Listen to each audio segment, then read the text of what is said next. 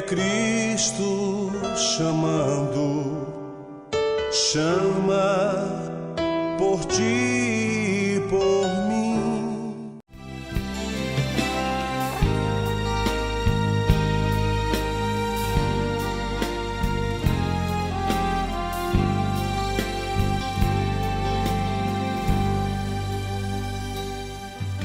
Ó Pai, eu queria tanto ver o meu Senhor descer, vindo me encontrar. Eu posso até imaginar a refulgente glória do Senhor Jesus, transpondo as brancas nuvens no mais puro azul, onde nem sul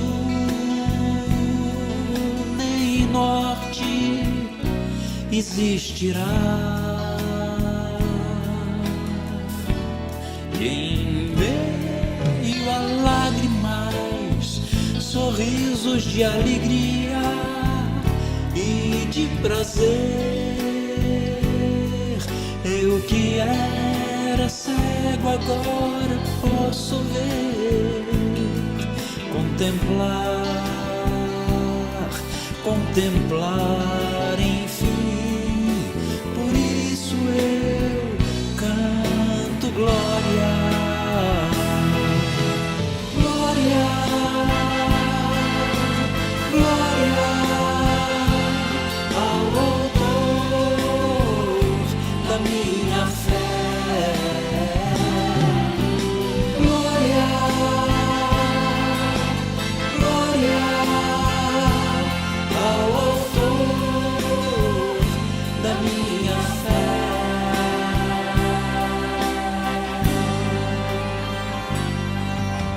Ó Pai, eu queria tanto, tanto ouvir o som que vai abrir o encontro triunfal, rever amigos que um dia em Cristo foram feitos meus irmãos, e agora sim podemos dar as mãos, pois temos todos somente um só Senhor.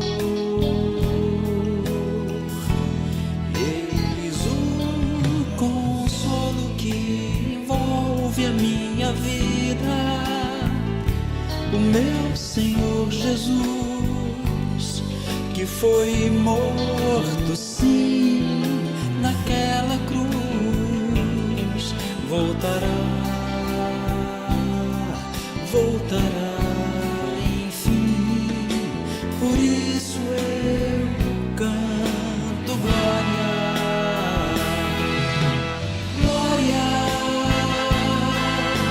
glória ao Autor da minha fé. Glória. Bom dia, telespectador do programa Opção para a Vida. Espero que você que está conosco nesta manhã continue com seu coração aberto e receptivo para receber a palavra de Deus, depois de ouvirmos o conjunto Logos, louvando a Deus com esta belíssima e inspirada música. Hoje, segunda-feira, 11 de março, comemora-se o dia do motociclista. E nós que fazemos o programa Opção para a Vida, fazemos aqui a nossa recomendação para que você, motoqueiro, para que você, mototaxista, motociclista, você que está todos os dias no volante ou no guidão da sua moto, seu veículo de transporte para o trabalho, seja qual for a necessidade, tenha muito cuidado. Se há um transporte, um meio de transporte que ele deixa todo o o ocupante, né, desse veículo seja fatalmente atingido e muitas mortes, muita gente ficou tetraplégico, paraplégico diante de acidentes que acontecem com a moto todos os dias, quase que todos os minutos, toda a fração de segundo, a gente vê notícias de pessoas que perderam a vida neste veículo de transporte, né? Portanto, nossa advertência, atenção e muito cuidado. Tenha cuidado com a sua vida. Opção para a Vida, logo mais, vai estar trazendo outra vez um dos preletores do simpósio sobre a família realizado na Catedral 13 de Maio. Trata-se do pastor Jonas Moreno. Ele é pastor de uma igreja congregacional em Recife. Ele foi um dos oradores. Ele vai estar trazendo hoje a primeira parte desta mensagem que eu acredito quem esteve lá realmente pode conferir que foi muito edificante. Sem perda de tempo, quero fazer uma breve oração e você terá a oportunidade de ouvir o reverendo Jonas Moreno. Pai, te louvamos agradecidos por este dia, por esta manhã, quando abrimos o nosso coração para recebermos a tua inspirada palavra. Que tu se digne de abençoar a cada telespectador que está ligado conosco. Que a tua palavra venha de encontro às necessidades de cada família. É o que nós te rogamos mais uma vez, agradecidos, em nome de Jesus. Amém.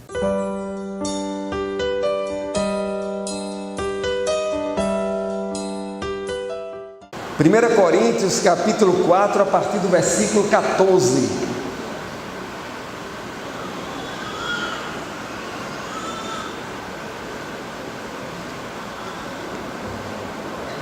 Amém, amados? Não vos escrevo estas coisas para vos envergonhar, pelo contrário, para vos admoestar como a filhos meus amados. Porque ainda que tivesses milhares de preceptores em Cristo, não tereis contudo muitos pais. Pois eu, pelo Evangelho, vos gerei em Cristo Jesus. Admoesto-vos, portanto, a que sejais meus o quê? Imitadores. Por esta causa vos mandei Timóteo, que é meu filho amado e fiel no Senhor, o qual vos lembrará os meus caminhos em Cristo Jesus, como por toda parte ensino em cada igreja.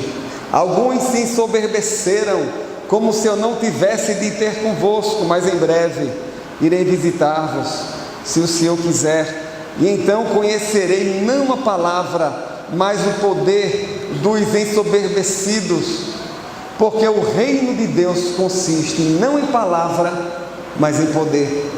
Que preferis? Irei a vós outros com vara ou com amor e espírito de mansidão?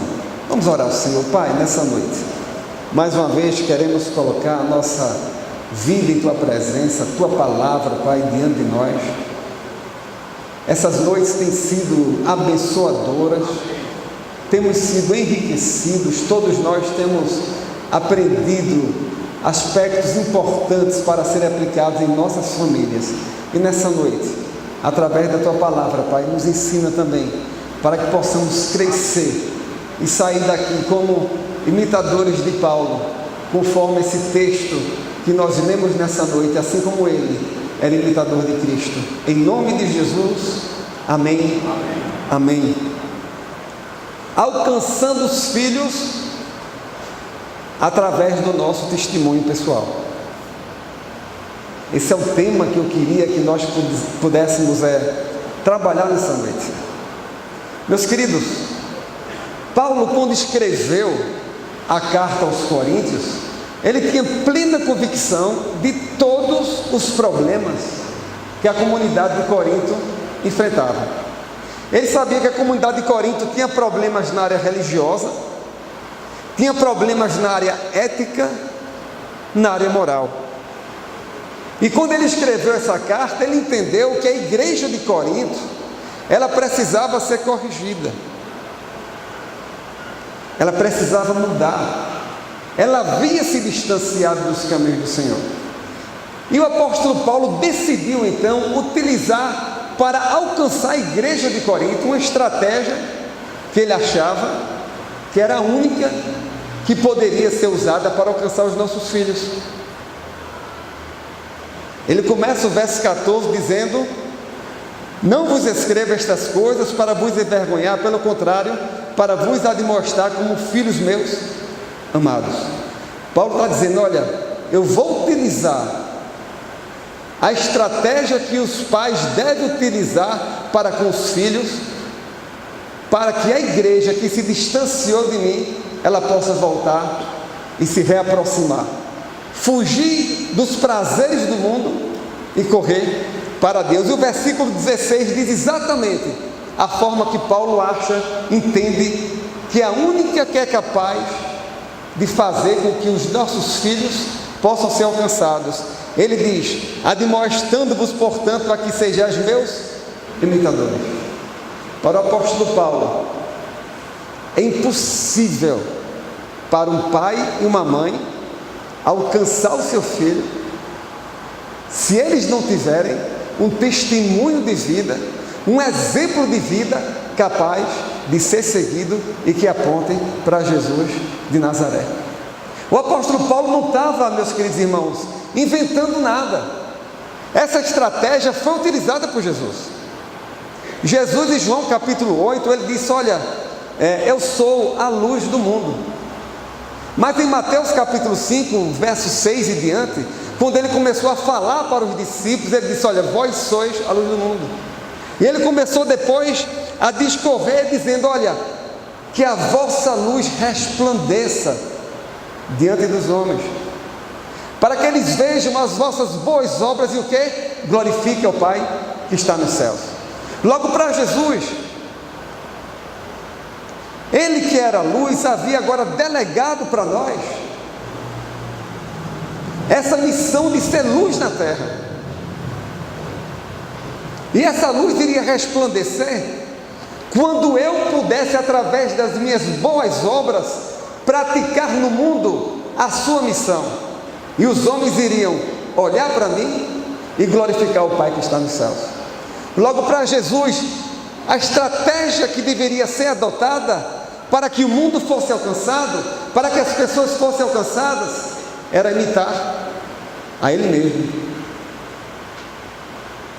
O apóstolo Pedro, ele nos dá uma forma muito clara da importância da imitação para a transformação das pessoas e para o exercício do ministério. Quando no capítulo 3, você se recorda disso, Pedro e João estavam a caminho do templo para a hora de oração, a hora nona.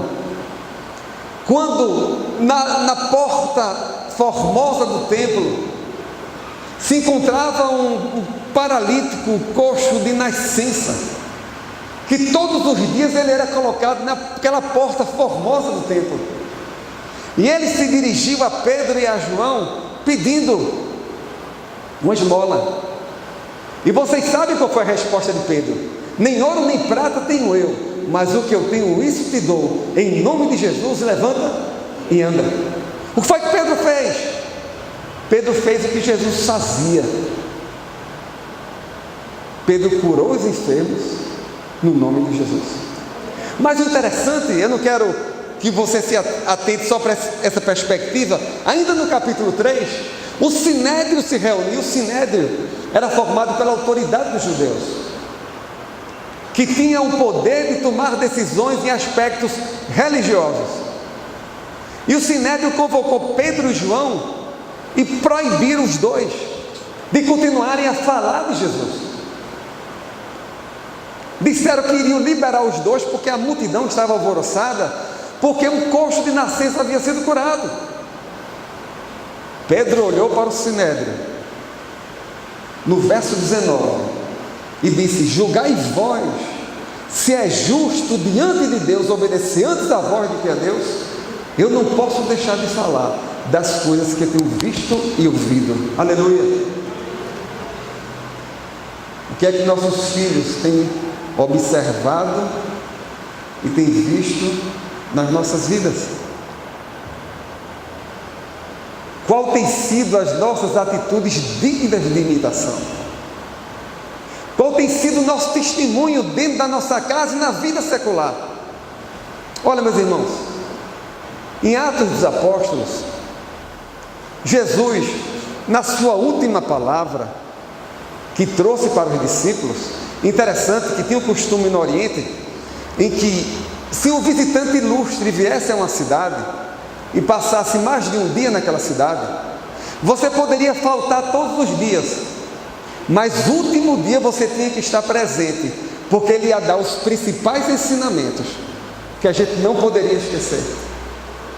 E foi exatamente em Atos 1:8, Jesus disse: recebereis poder e vocês serão minhas o quê? Testemunhas. A palavra testemunha, ela é citada no livro de Atos Apóstolos 29 vezes. Imagine se você recebe uma carta e a pessoa fala 29 vezes da mesma coisa. Significa o quê? É algo que ela quer ressaltar.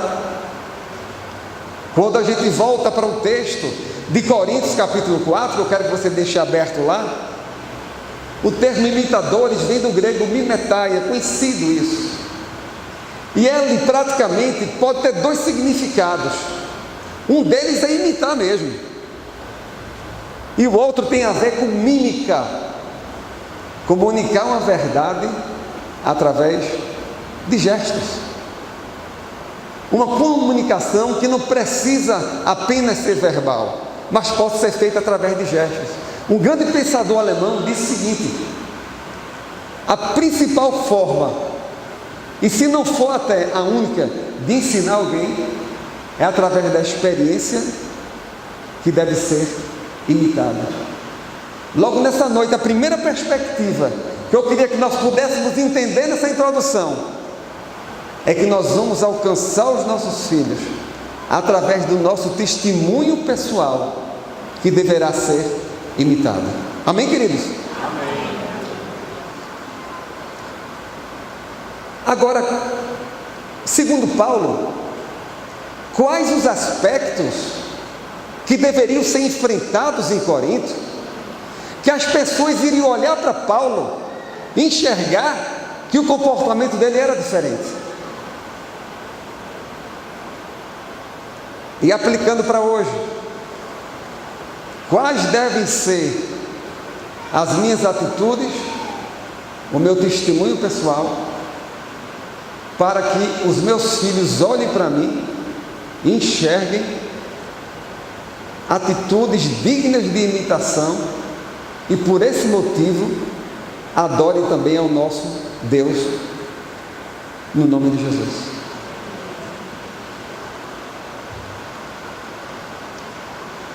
Toda a região da Macedônia e da Caia foi a principal área de influência do Império Grego. Paulo estava escrevendo para Corinto, que era uma cidade que tinha tido muita influência da cultura grega, da filosofia grega. O interessante, meus irmãos, é que naquela cidade era comum que as pessoas se reunissem e ouvissem discursos de pessoas famosas. Ouvissem discursos de filósofos, de pessoas que tinham estudado e queriam trazer uma nova doutrina, uma nova informação. As pessoas se reuniam naquelas praças públicas. E quando eram convencidas, elas passavam a ser seguidores desses homens que expunham as suas ideias. Para que vocês tenham consciência disso, da importância da exposição do discurso, o apóstolo Paulo, quando ele foi julgado na Cesareia por Félix, o governador, o sinédrio se deslocou de Jerusalém para Cesareia e o sinédrio contratou um orador para que pudesse apresentar sua acusação diante de Paulo. Logo, era comum existirem naquela época pessoas, oradores, que defendiam teses, que defendiam pensamentos, e essas pessoas, elas, a partir da sua tese apresentada, elas tinham seguidores. A igreja em Corinto, ela começou a trazer esse costume para dentro dela. Abra sua Bíblia no capítulo 1 de Coríntios.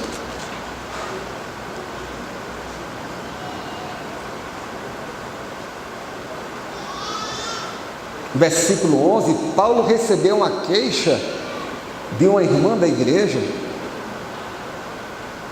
Pois a vosso respeito, Coríntios 1:11, meus irmãos, fui informado pelos da casa de Cloe de que há contendas entre vós. Refiro-me ao fato de cada um de vós dizer: eu sou de Paulo, eu sou de Apolo, e eu de Cefas, e eu de Cristo. Acaso Cristo está dividido? Foi Paulo crucificado em favor de vós? Ou foste porventuras batizados em nome de Paulo? Dou graças a Deus, porque a nenhum de vós batizei, exceto Crispo e Gaio, para que ninguém diga que fostes batizados em meu nome. Paulo disse à igreja de Corinto que ela não poderia trazer o costume de fora, de seguir homens para dentro da igreja, porque na igreja nós seguimos a mensagem e não o pregador. O cristão, ele segue a Cristo e não o pregador. E Paulo disse: nós não somos dignos de termos seguidores, porque Cristo é tudo em todos. E meus irmãos, Paulo tinha uma capacidade extraordinária de expor a palavra. Diz o texto que no capítulo 26 de Atos, ele foi chamado para fazer a sua defesa diante de Festo, o governador que havia sucedido Félix. E Paulo tinha um conteúdo emocional muito grande nessa defesa, porque quem está presente era o rei Agripa II e Berenice. O rei Agripa II e Berenice eram filhos do rei Herodes Agripa I, que tinha matado Tiago. Logo ele ia se defender diante de um homem cujo pai havia matado um grande líder do cristianismo. Mas Paulo, ele fez uma defesa extraordinária. E naquela defesa, a fundamentação dele foi tão clara acerca da cruz de Cristo, acerca da ressurreição dos mortos, que o próprio Festo, ele se dirigiu a Paulo: Paulo, tu estás louco, as muitas letras te fazem delirar. Eles reconheciam que Paulo era um homem culto, um homem preparado. E no final desse discurso, dessa defesa, o rei Agripa olhou para Paulo e disse, no versículo 28, Paulo, por pouco tu não me fizeste ser persuadido a ser cristão. Logo, Paulo, mais do que qualquer filósofo, meus irmãos, da época, que influenciava Corinto, ele poderia querer para si a honra e querer a glória, mas ele não admitiu, porque toda a glória tem que ser dada a Deus. E o primeiro aspecto que nós temos de fazer para atrair nossos filhos a nós é mostrar que Deus é digno de toda a glória. Por mais que você seja uma pessoa próspera, por mais que você tenha acertado em coisas na vida, olha, tudo que nós temos foi dado por Deus. Que o seu filho olhe para você e, mesmo reconhecendo você uma pessoa que se esforça, capacitada, com muitos títulos, mas o que ele enxerga em você seja a sua atitude de que tudo o que eu tenho é para a glória de Deus e por Ele. Quando nós glorificamos a Deus, os nossos filhos não olham para nós, para as nossas limitações apenas, mas olham para Deus e glorificam o seu nome. E foi exatamente, voltando ao capítulo 4, o que Paulo fez. Paulo, assim como João Batista, ele entendia que toda a glória tem que ser direcionada para Deus. João Batista, no seu ministério, no capítulo 3 de João, os seus discípulos disseram: João, olha, as pessoas estão seguindo a Jesus. João Batista disse: não importa, é necessário que ele cresça e eu diminua. Cristo tem que ser grande em nós para que os nossos filhos sejam impactados com a sua grandeza, com a sua soberania em nossa vida. Paulo tinha passado por isso que ele estava questionando. Olha, no capítulo 3 de Coríntios, verso 4 a 7, ele começa a dizer: quanto, pois, alguém diz eu sou de Paulo, e outro de Apolo, é evidente que andais segundo homens. Quem é Apolo? Quem é Paulo? Servos por meio de quem crestes, e isto conforme o Senhor concedeu a cada um. Quer dizer, Paulo entendia que ninguém poderia trazer a glória para si. No capítulo 2, verso 1, Paulo disse: eu, irmãos, quando fui ter convosco, anunciando-vos o testemunho de Deus, não fiz com ostentação de linguagem ou de sabedoria. Quer dizer, Paulo disse: eu não quis me expor, eu não quis ter um linguajar apurado para atrair seguidores, eu não quis trazer a glória para mim. Foi que ele disse: porque decidi, no verso 2, nada saber entre vós senão Cristo e esse crucificado, e foi em fraqueza, temor, em grande temor que eu estive entre vós. Quer dizer, Paulo está dizendo: olha, eu não vi de uma maneira soberba, eu não vim de uma maneira para me enaltecer. Alguns escritores dizem que ele estava adoentado também, mas ele fez questão de dizer temor depois, o que pode dizer, indicar que ele está exatamente combatendo a soberba dos grandes proclamadores de verdade. Não perca, portanto, o programa amanhã, quando ouviremos outra vez o reverendo Jonas Moreno. Até amanhã, se Deus quiser.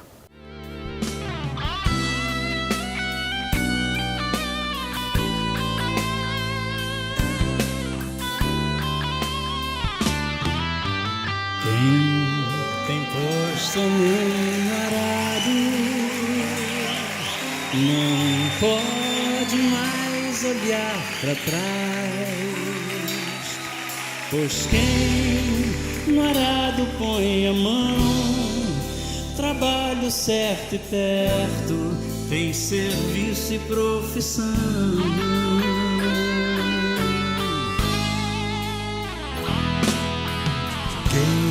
Tem posto a mão no arado,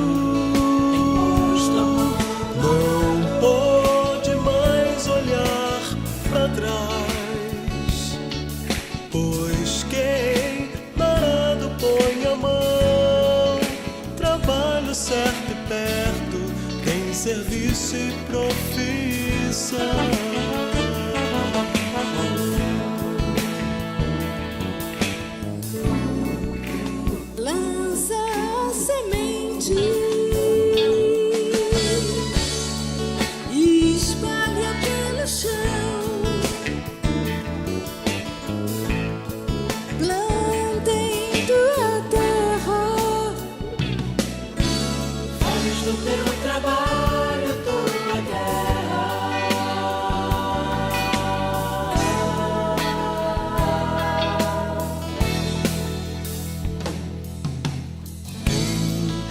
Cristo